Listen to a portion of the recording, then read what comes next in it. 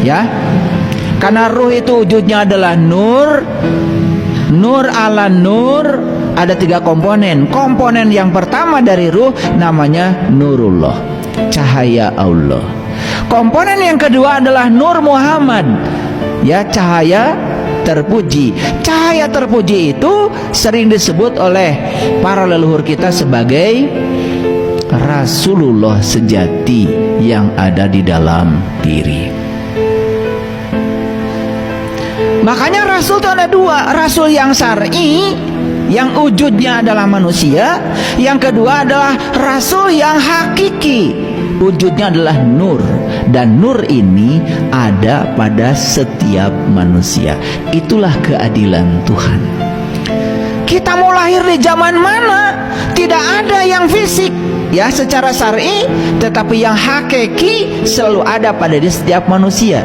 Makanya Rasulullah sejati ada pada dirimu, dan itu membimbingmu setiap saat. Siapa yang dibimbing? Yang dibimbing adalah nafs, jiwamu, yang sering disebut dengan nur insan. Jadi apa yang mau kita bicarakan di sini? Jalan pulang. Satu kata jalan, yang kedua pulang. Yang ketiga adalah percikan cahaya ilahi, yaitu ruh yang ditiupkan Allah dalam diri.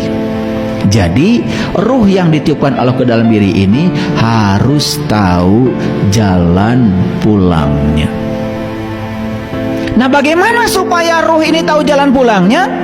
Sebetulnya yang harus tahu jalan pulang itu bukan ruhnya, tetapi nur insannya, jiwanya. Nah, sang jiwa ini yang harus tahu jalan pulang. Apakah tidak dibimbing sang jiwa ini oleh Nurullah dan Nur Muhammad? Dibimbing setiap saat. Cuman si jiwa ini jarang ikut pada bimbingan dari Nurullah dan Nur Muhammadnya. Itu saja. Jadi kalau ingin tahu jalan pulang, sederhana, ikuti saja bimbingan dari Nurullah dan Nur Muhammad yang ada dalam diri. Itu saja cukup. Apakah untuk tahu jalan pulang ini harus hafal ayat, harus hafal kitab suci, harus hafal ribuan hadis, harus hafal ini, hafal itu? Tidak. Tidak. Makanya di Quran sangat luar biasa, ya, dikatakan seperti ini. Baik, kita lihat ayatnya. Ini Quran surat Al-Hijr ayat yang ke-29.